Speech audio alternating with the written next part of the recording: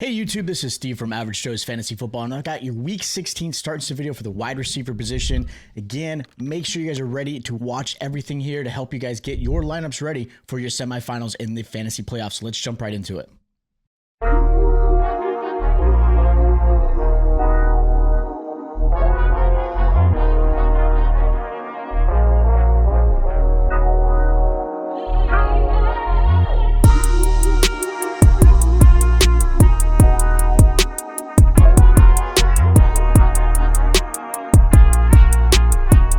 Week 16 of the NFL season is here, and we are talking wide receivers. Now, of course, this is always going to be based off of full PPR or half PPR.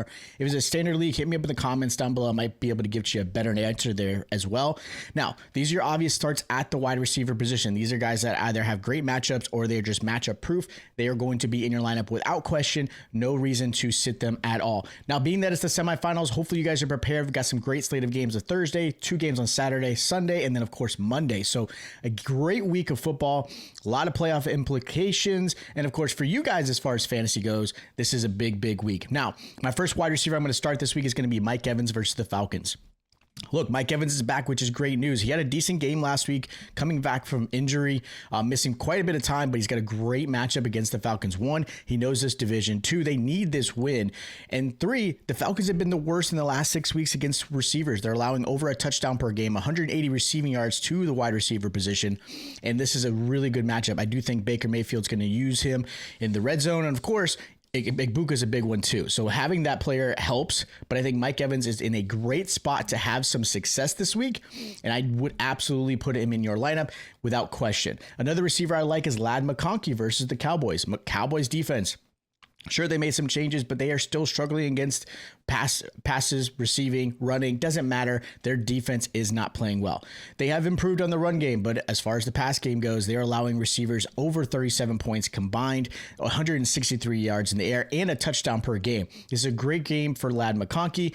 If you have Keenan Allen, you could even play him. Quentin Johnston's the weird one. He's definitely more of a flex play if you absolutely need to play him, but McConkey is in a great lineup this week, and he's been playing really well. Obviously, I'd love to see more out of him because realistically, the last few weeks, he's been kind of struggling. If you actually look at the last 6 weeks, he has not been one of the top tier receivers that you had hoped. But again, the matchup is in his favor. Justin Herbert should do well. Again, a nice little fun game to watch. Obviously for Dallas, unless the Eagles lose on Saturday, really don't have a lot to play for besides pride and, of course, for the next season.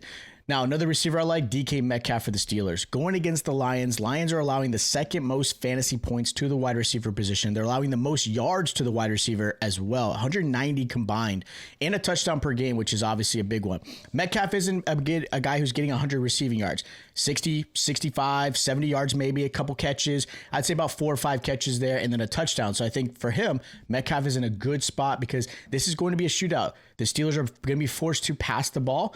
And again, he's going to have to be a big part of that. There's not a lot of other options besides the tight end position or maybe Gainwell. So Metcalf is in a perfect spot to have some success. And Metcalf's had some decent games. Right now in the last 6 weeks, he's been wide receiver 14. So again, really good spot to have a really good week this week. And the last wide receiver I want to mention as a good start this week is going to be Jauan Jennings versus the Colts. Again, big game. I love the matchup.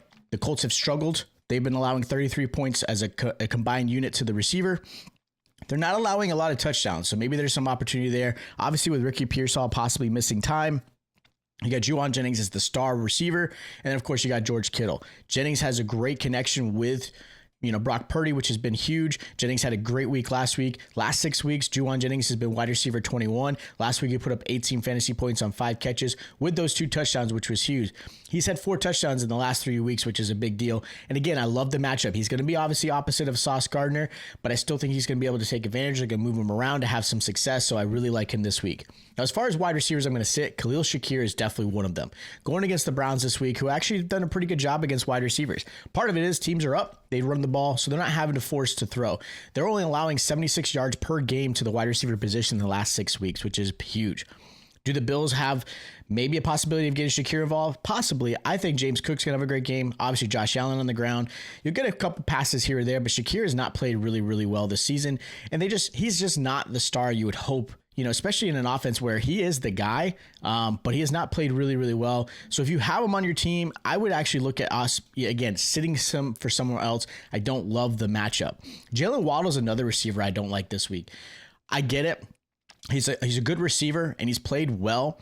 But if you look at the last 6 weeks, he's actually really struggled. That whole offense in general has not played great. Their defense has played well, but in the last 6 weeks, Jaylen Waddle has been wide receiver 41. Then you're going to get the rookie Q1 Ewers in there instead of Tua, who's been benched to essentially QB3. So again, the offense is kind of worrisome, right? You got Devon Achane, who's been playing out of his mind. Obviously, defenses are going to have to keep him contained, which might affect his performance.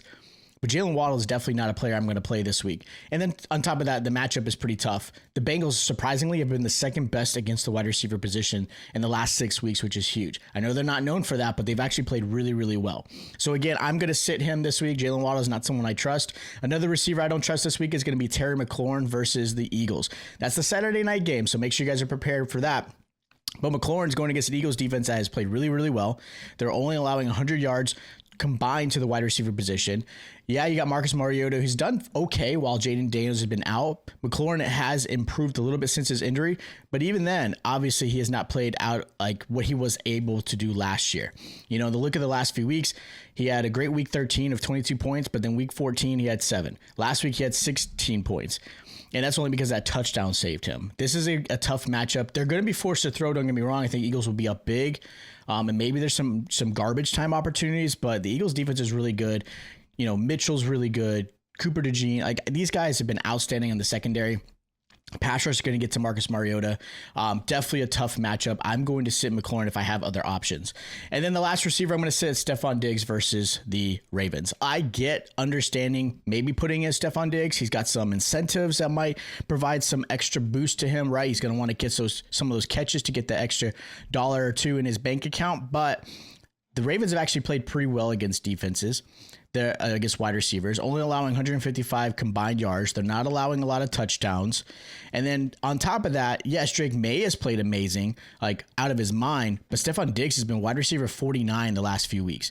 Last time he's had a good week was week 11. So it's been a little bit for him to have some success, and he's been struggling. He's not getting a lot of targets. They've been utilizing, obviously, Drake May, Trayvon Henderson, even now sprinkling back Ramondre Stevenson. The tight ends have done pretty good. So for me, again, I'm going to sit Stefon Diggs this week. Now, as far as my sleeper this week, I've got Justin Jefferson.